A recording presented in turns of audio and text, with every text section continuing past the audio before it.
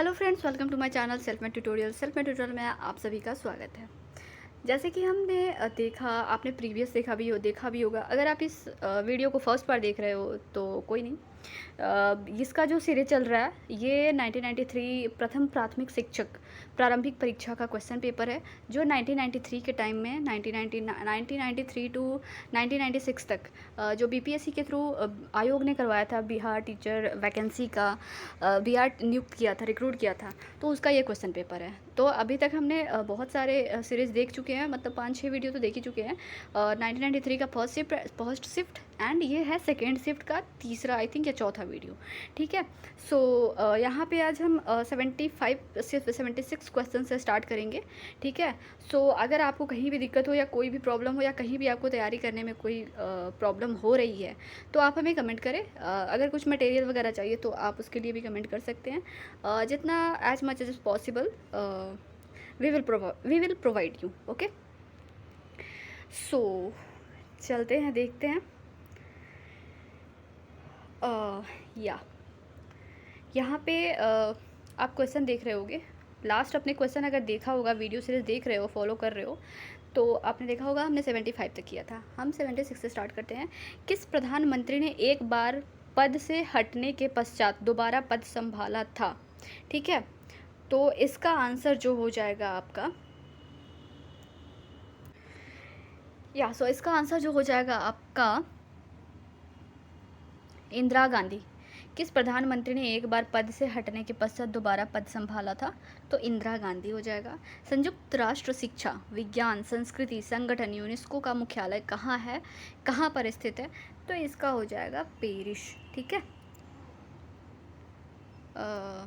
ये हो जाएगा आपका पेरिस। ठीक है। नेक्स्ट है, जापान के राष्ट्रीय विधानमंडल को क्या कहते हैं? आप एक बार ना, मैं सजेस्ट करूँगी आपको कि जितने भी कंट्री के राष्ट्रीय जो विधानमंडल है उसको क्या क्या कहते हैं वो आप एक बार कर लो, एक बार देख लो, गो थ्रू हो लो। अदरवाइज मैं अगर टाइम मिला तो मैं आपको प्रोवाइड करवा दूँगी। ठीक है। लेकिन फिर भी आप भी थोड़ा कोशिश करो, मेहनत करो। आप भी मेहनत करोगे तो उसका फल मीठा होगा। ठीक है। तो आप जान जाओगे, है ना। इसका जो आंसर होगा, जापान के राष्ट्रीय विधानमंडल को हम कहते हैं डायट। ठीक है। तो इसका आंसर हो जाएगा डायट। भारत में राज्यों की कुल संख्या कितनी है? तो ये आप बताओगे कितनी है। ठीक है। वैसे तो लिखा है यहीं। उस टाइम जो था 1993 में देखो 25 था। ठीक है। उसके बाद न्यू जो है 28 है और 8 यूनियन टेरिटरी है। सार्वजनिक क्षेत्र का प्रतिष्ठान स्कूटर इंडिया लिमिटेड कहाँ पर स्थित है? तो ये हो जाएगा आपका लखनऊ। ठीक है। इसका आंसर होगा आपका लखनऊ। और संयुक्त राज्य अमेरिका की राजधानी कहाँ है? देखो लास्ट टाइम कुछ अदर देश का जो राजधानी पूछा था, तो मैं सजेस्ट करूँगी कि आप राजधानी भी देख लो एक बार। ये बहुत ही इंपॉर्टेंट है, क्वेश्चन रिपीट हो सकते हैं, 99% संभावना है, तो आप ये देख सकते हो। संयुक्त राज्य अमेरिका का ये हो जाएगा वाशिंगटन डीसी, इसका आंसर हो जाएगा। ओके। यूरोप को संयुक्त राज्य अमेरिका से कौन सा सागर महासागर अलग करता है? आप जब भी ज्योग्राफी का क्वेश्चन पढ़े तो आप मैप के थ्रू पढ़ें। ठीक है। तो आपको वहाँ पे दिखेगा यूरोप को संयुक्त राज्य अमेरिका में से कौन सा सागर महासागर अलग करता है, तो ये हो जाएगा अटलांटिक महासागर। कुछ काम मैं आपके लिए भी छोड़ती हूँ ताकि आप भी कर लो। ठीक है। वो करोगे आप तो आपको याद रहेगा हमेशा। ऐसे मैं फ्लो में बताती जाऊंगी और आपका फ्लो में निकल भी जाएगा। आप जो मैं क्वेश्चन कर रही हूँ, ऐसा नहीं है कि मैं ही बोल रही हूँ। आप एक बार इसको देखिएगा तो आप देखिए, अटलांटिक महासागर देखोगे ना तो उसके बाद हिंद महासागर भी देखोगे कि हिंद महासागर के थ्रू कौन कौन सा अलग हो रहा है। उसके बाद जो जितने भी सागर है, पैसिफिक ओशियन जो है वो किसको किसको अलग कर रहा है, तो ये भी आप देख सकते हो। ठीक है। तो उससे आपका एक नॉलेज बिल्ड होगा अलग से ही, और हो सकता है कि ये क्वेश्चन ना पूछकर वो क्वेश्चन पूछ दे इसी पैटर्न में और इसी नेचर का। आपको वो बेनिफिशियल होगा आपके लिए। नेक्स्ट क्वेश्चन है, कानपुर किसके लिए प्रसिद्ध है? कानपुर जो है, कानपुर जो है आपका चमड़ा उद्योग के लिए प्रसिद्ध है। कानपुर नहीं, कन्नौज में होता है वो, इत्र वाली गली होती है कन्नौज में। ओके। कोसी परियोजना से किन दो को लाभ होता है, यानी कि किनको किनको लाभ होता है? तो बिहार और नेपाल। कोसी नदी आप बिहार से ज़्यादा दूर, मतलब बहुत ही उसका सीमा जो सटी होती है, तो इसलिए दोनों को फायदे होती है।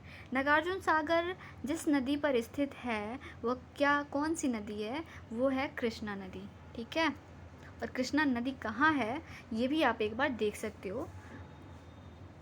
किस हवाई अड्डे को इंदिरा गांधी अंतर्राष्ट्रीय हवाई अड्डा कहा जाता है? तो दिल्ली हवाई अड्डा को इंदिरा गांधी अंतर्राष्ट्रीय हवाई अड्डा कहा जाता है।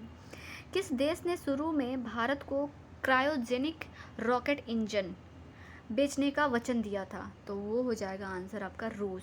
क्रायोजेनिक आपने देखा होगा जब वो लॉन्च हो रही थी चंद्रयान 3, तो उसमें आपको बताया जा रहा था जो नीचे रॉकेट थे और रॉकेट के सबसे ऊपर जो था, जो चंद्रयान 3 लगा हुआ था, जो भी क्या था, जो भी लगा हुआ था, उसके जस्ट नीचे जो था ये क्रायोजेनिक एक बताया जा रहा था आपको, तो वही है ये, उस टाइम रूस ने बोला था। ठीक है, नेक्स्ट क्वेश्चन है आपका, इंडियन एयरलाइंस के साथ किस एयरलाइंस का विलय हो रहा है? यानी हो रहा है, यानी कि 1993 में की बात हो रही है, तो वो जो हो रहा था वायुदूत का हो रहा था। ठीक है, चेकमेट शब्द का संबंध किस खेल से होता है? ये आप मुझे बताओगे, क्या होता है चेकमेट शब्द का संबंध किस खेल से होता है? ईरानी ट्रॉफी किस खेल से संबंधित है? तो ये भी आप एक बार देख सकते हो। ये क्वेश्चन से आपको एक पैटर्न बन रहा होगा आपका कि किस टाइप के क्वेश्चन पूछे जा रहे हैं। तो विभिन्न ट्रॉफी पूछे जा रहे हैं और ट्रॉफी में पूछ रहा है कि ईरानी ट्रॉफी किस खेल से संबंधित है, तो वो है आपका क्रिकेट से। नई दिल्ली के अंबेडकर स्टेडियम में कौन सा खेल खेला जाता है? तो वो फुटबॉल खेल खेला जाता है 1993 के अकॉर्डिंग। ठीक है, अगर कुछ चेंज हुआ होगा अभी तो आप एक बार कंफर्म कर सकते हो, ये नहीं कि मैंने बता दिया तो वो सही है। ठीक है, ये 1993 के अनुसार हो सकता है। बहुत सारे चेंजेज आए हैं 1993 टू अभी 23 चल रहा है। ओ भाई साहब, पूरे 20 साल का गैप है, तो आप एक बार खुद से भी कंफर्म कर सकते हो। संविधान सभा द्वारा भारत के संविधान को किस दिन पारित किया गया था? तो ये हो जाएगा आपका 26 जनवरी 1950 को पारित किया गया था। इसमें कोई दो राय नहीं है, ये तो स्टैटिक क्वेश्चन है, तो ये कंफर्म है। भारत में कौन सा मौलिक अधिकार नहीं है? ठीक है, मौलिक अधिकार की बात करें, मौलिक अधिकार तो आप रट जाओ। ठीक है, किस आर्टिकल में कौन सा है और कौन कौन से, वो तो आपको याद होगा ही, बस आर्टिकल एक बार ध्यान रखना, नहीं तो कन्फ्यूज हो जाया जाता है। इसका आंसर होगा आय की समानताओं को कम से कम करना, जो है मौलिक अधिकार में नहीं है, बाकी सब है। ठीक है, नेक्स्ट, निम्नलिखित में से कौन क्रिकेट खिलाड़ी हैं?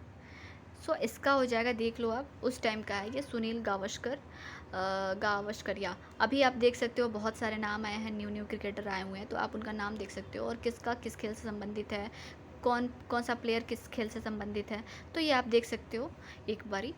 किसी धन विधेयक के पारित होने में राज्यसभा अधिक से अधिक कितनी देर कर सकती है? यानी किसी धन विधेयक के पारित होने में राज्यसभा अधिक से अधिक कितनी देर कर सकती है? कितनी देर कर सकती है, ठीक है, यानी धन विधेयक जो पारित हो रहा है तो उसमें राज्यसभा जो है कितनी देर कर सकती है? तो 14 दिन कर सकती है, उसके बाद नहीं।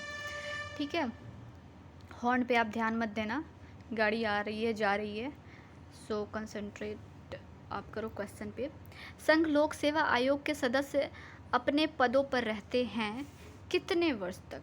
तो वो बोला है, इसका आंसर है 6 वर्ष तक, या जब तक आयु 65 वर्ष ना हो जाए, जो भी पहले हो जाए। ठीक है, ये 6 वर्ष तक अगर ज्वाइन करा तो 6 वर्ष तक, अगर नहीं तो 75 वर्ष तक होते हैं। ठीक है, भारत में सबसे लंबी नदी कौन सी है? लंबी नदी कौन सी है? तो ये हो जाएगी आपकी गंगा। ठीक है, गंगा हो जाएगी। नेक्स्ट क्वेश्चन है, सुप्रसिद्ध हिंदी कहानी उसने कहा था किसने लिखी थी?